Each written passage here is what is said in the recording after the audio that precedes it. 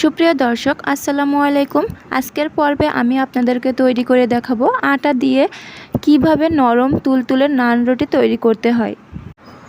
সম্পূর্ণ টিপসগুলো ফলো করে যদি আপনারা নান রুটিগুলো বানান তাহলে এই নান রুটিগুলো একদম পারফেক্টভাবে ফুলবে আর সারা দিন নরম তুলতুলা থাকবে।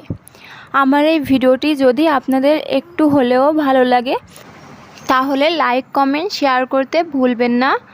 আর যারা এখনও আমার চ্যানেলটি সাবস্ক্রাইব করেননি সাবস্ক্রাইব করে পাশে থাকার অনুরোধ রইল।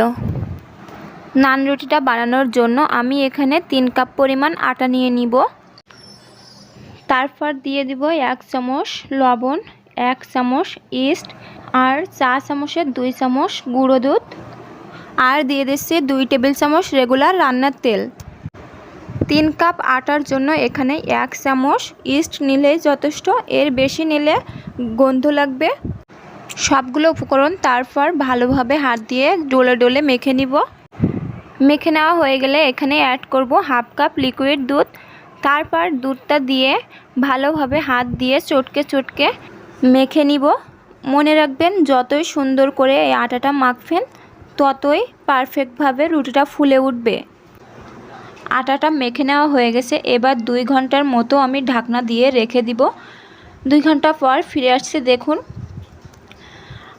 আটার ডোটা কতটা ফুলে গেছে। এই পর্যায়ে আরও 2 মিনিটের মতো হাত দিয়ে চটকে নিব। ভালোভাবে চটকানো হয়ে গেলে আমি এটা বেলার জন্য রেডি করে নিচ্ছি। এবার ডোটা ছুরি দিয়ে কেটে 4 ভাগে ভাগ করে নিব। নেওয়া হয়ে গেলে একটা ডো হাতে নিয়ে আমি এইভাবে বল করে নিব। সবগুলো ডো এরকম করে এক এক করে বলের মতো শেপ দিয়ে নিব। দেওয়া হয়ে গেলে 5 থেকে 6 মিনিটের মতো রেস্টে রেখে দিব, তাহলে বেলতে সুবিধা হবে।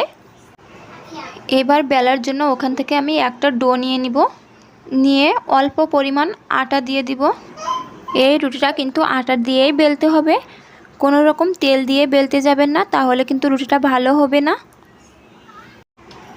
আমার রুটিটা প্রায় বেলা হয়ে গেছে, দেখুন এরকম পুরো করেই কিন্তু রুটিটা বেলতে হবে, নইলে কিন্তু ফুলবে না। সবগুলো রুটি আমার বেলা হয়ে গেছে। এবার কড়াই গরম করে রুটিটা আমি দিয়ে দিব। মনে রাখবেন প্রথম যখন রুটিটা উল্টাবেন, রুটিটা যখন বাবলসের মতন হতে শুরু করবে তখন রুটিটা উল্টিয়ে দেবেন। তারপর উল্টা পিঠটা উল্টাবেন একটু কালার আসলে। এবার উল্টিয়ে ঢাকনা দিয়ে 30 সেকেন্ডের মতো রেখে দিবেন, তাহলে রুটিটা পুরোপুরিভাবে ফুলে যাবে। দেখুন কতটা ফুলে গেছে রুটিটা। এবার কালার করে রুটিটা ভেজে নেবেন।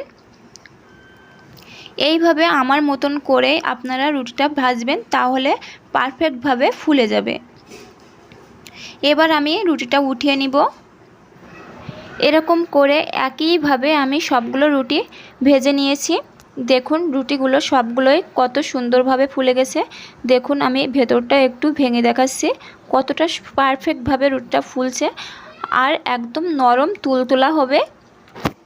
এই নান রুটিগুলো কিন্তু মাংসের সাথে খেতে ভীষণ ভালো লাগে।